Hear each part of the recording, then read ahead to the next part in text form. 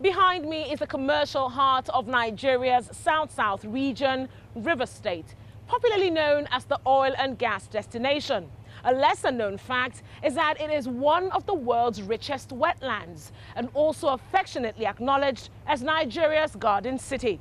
It is also the locale of the planned Greater Port Harcourt city. I'm Onyi Sunday.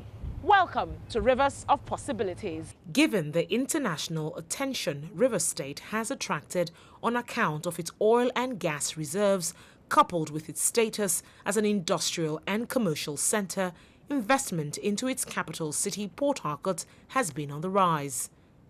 Alongside this investment, the city has continued to witness steady growth in human population, which has exerted serious strain on existing infrastructure.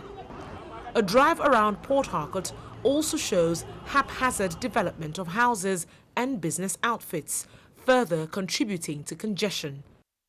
In an attempt to rectify the situation back in 2009, the Governor Rotimi Amechi set up a committee of multidisciplinary professionals to study Port Harcourt's development. In 2009, the committee also recommended a new city master plan. It's being implemented not only by the authority is the driving vehicle, but also by other ministries, departments and agencies of government. So the master plan provides for roads for the future, not only those that we're building now, but where future roads will go through. Also plans for how to drain the city in some parts are in place, and also developments generally, the usage of land, the designated uses in different parts of the city of Port Harcourt. So it's important that we control the growth of the city. We regulate the growth of the city, because if we do not do that, then the city is just going to grow in an unstructured manner. And when that happens, it means that you cannot plan and you cannot be able to provide the kind of services you want to provide. So that's what we're trying to do, regulate what you do, where you do it, and when you can do it. The vision is a modern new city which replaces the old city which is seen to be insufficient in terms of infrastructure, services, accommodation, all of the infrastructural elements that are necessary. So the vision for the new city was born out of that, and it will encompass all of the best features of modern 21st century planning. It is a long-term project by nature of the size of it. It is a city of some many thousand units and offices and businesses. And planning is taken from 2009, so it's been 5 or 6 years in the planning, and we are implementing phase 1 now. The new city master plan maps out a future Port Harcourt which spans across 7 other local government areas, namely Obiakpo, Ikwere, Eche, Oyigbo, Eleme, Okrika and Ogubolo communities. It occupies a land area of 190,000 hectares with a projected population of 2 million. The intention is not to have one part of the city different from the other. It's going to be an integrated system, and that is why you would find that we are now building roads that will connect the city. So what we want to do now is to concentrate growth in a way that is beneficial, rather than just having a spread in the growth without any structure to how it's growing. So we want, for instance, to be able to define some areas for industrial uses, and that will be the designated use for those areas. And the heavy-duty industrial areas are the areas near the honest seaport, so it can aid economic activity in that axis. And then we have some areas for residential. And then more importantly, you just don't want residential developments to take place everywhere at the same time. When that happens, you're not able to provide the roads, you're not able to provide the street network. And once you're not able to do that, the city will congest. Being the center of the oil and gas industry and technology in Nigeria and the West African region, Port Harcourt holds the largest accumulation of heavy and light industries and technology in Nigeria and the West African sub-region. Taking this into consideration, the new city master plan includes an area earmarked for industrial activities. If you shouldn't have an industrial outfit in the middle of a residential development, and so we'll have sections within the Greater Port Harcourt, even in phase 1, that is set out for industrial development. The Commissioner of Information of Power provided information that very close to that place is a source of power, and there is gas, a gas pipe into which they can just tap and not need to transport gas from there to some other places.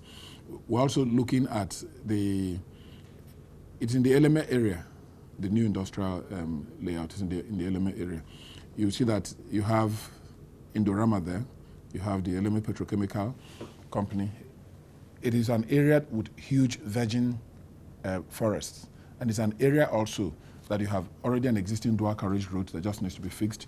The state government is running a road currently that would connect that place with the new, with Greater Port Harcourt right up to the airport. The area that is being earmarked for industrial development currently is planned to have gas for industrial use, to have power, suitable power for industrial use.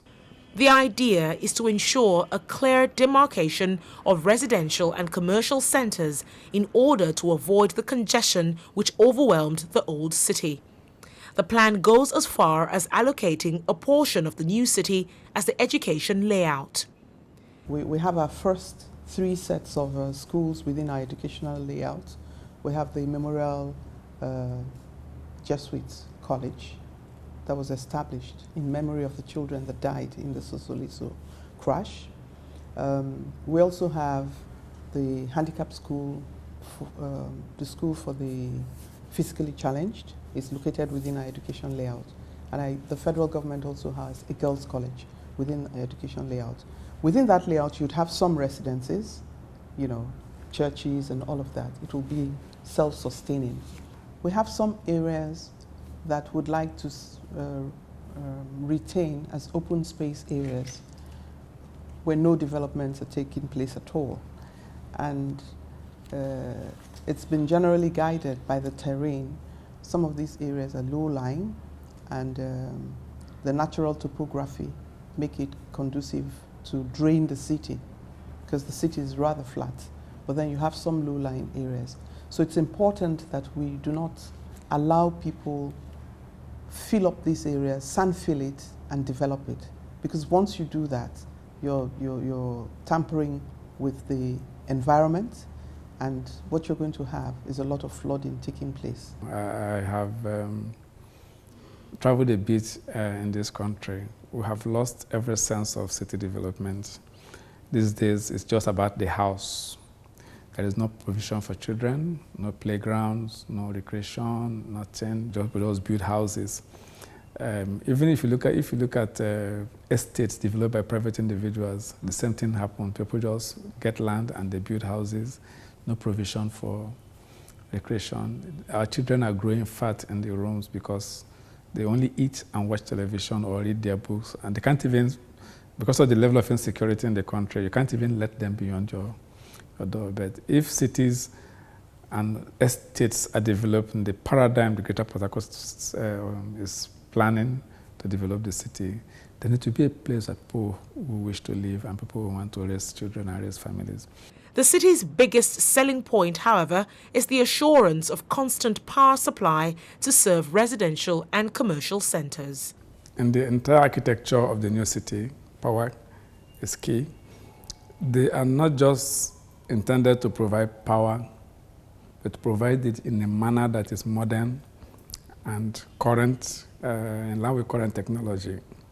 The Greater Port Harcourt Development Authority is to depend on power from the River State Ministry of Power, which I run, from the National Grid, and from some self-generation, all geared towards ensuring that power is available and stable and uninterrupted. Now, from the River State Government, Ministry of Power, we are depending on a power plant located in our farm, 360 megawatts in capacity, which is running currently directly to that area of the city of town, Greater Port Harcourt area. We're also dependent on generation from Omok, a 150 megawatt capacity plant, which also runs directly into the city area. We're equally dependent on generation from Transamade, which has a 100 megawatt capacity, running through the Oginibag substation of PHCN, which is called Port Harcourt Mains around Transamade, to connect the Greater Port Harcourt development area. So put together, you have power supply from 4 sources with different gas supply sources. The implication is that at every point in time, you can be certain to have power in the new city.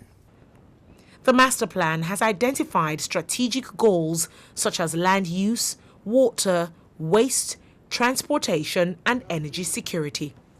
Infrastructure like this are being constructed in the new city. Infrastructure the government refers to as underground projects making provision for essential services such as power and sewerage. The intent is to achieve a plug-and-play city where infrastructure precedes development. So there's a network of trunk roads going in, which are 4 to 5 projects. Then we have already completed a project to provide water, which will provide limited water to the first areas of phase 1. And then also under construction at the moment, phase 1A internal township services, my project, which consists of 16 kilometers of residential road, residential properties, and the associated service. So those are under construction, but walking next to them, yet to be awarded for construction, are bulk services, bulk stormwater, bulk sewer, to provide the bulk service to these local phase 1A services. A dual carriage freeway is currently being constructed to connect the old city to the new and beyond. This would make the old Port Harcourt city, the Port Harcourt International Airport, and the Onair Seaport the major anchors of the master plan area. Other than being part of the road from the airport to the seaport, opens up on the new city because it cuts in between the new city. Then you have the projects on both sides of the freeway. You have on this side the stadium, you have the new housing development that's being done, then you have on this other side the new university, the new UST, then the proposed hospital, which is the Caribbean White Hospital, and definitely the CBD, Central Business District, and so on. All of them fall on both sides of the freeway. So by having that freeway, you are allowing access to the city, you are allowing different ejection points. The new city master plan is designed to be implemented in phases over a 50-year period and is currently funded by the state government. Based on the master plan that was developed by the South African consultants, they had proposed that the state should invest 50 billion naira every year for the project. That's quite ambitious, considering that our budgets run anywhere from 300 to 400 billion on an average year. If you took that 50 billion, that would mean 20% of the budget just for one agency. Now, that would also leave you with so much to spend in other, projects, other capital projects.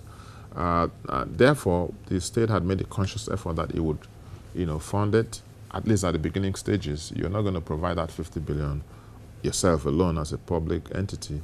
But if you provide the seed capital to develop the master plan, put a shovel on the ground, build the key infrastructure, we hope that private sector would get key into that. So it's something that we really must find a way to get low interest funds from maybe the development agencies. I mean, I believe that those are ways in which they can help the government and Nigeria by providing infrastructure.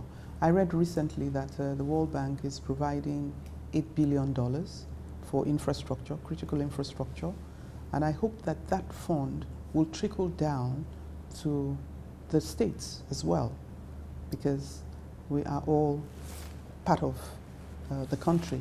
Divided into 3 phases, work is currently in progress in Phase 1 and promotions on the sale of land underway in Port Harcourt. When Rivers of Possibilities returns, we'll take a look at some of the projects underway on the first phase of the Greater Port Harcourt city. We'll also take a look at opportunities and incentives for investors. Do stay with us.